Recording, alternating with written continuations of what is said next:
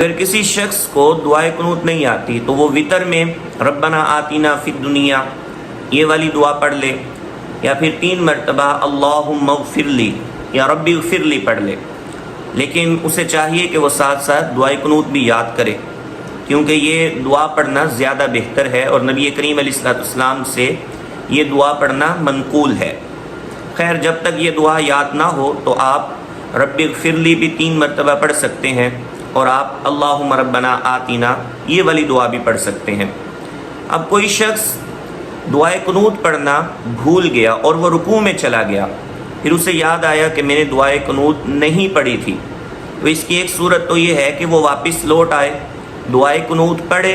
اور دوبارہ رکوع کرے، پھر آگے سجدہ کر لے، آخر میں سجدہ سہو کرے۔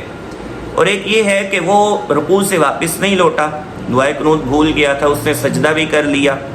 تو اب ایسی صورت میں دعائے قنوت کے بدلے میں وہ بندہ آخر میں سجدہ سہو کرے گا تو اس کی نماز ہو جائے گی، کیونکہ دعائے قنوت پڑھنا واجب ہے، اور اگر کوئی بندہ اس واجب کو ترک کر دے تو اس کے نقصان کو پورا کرنے کے لیے وہ آخر میں سجدہ سہو کرے گا۔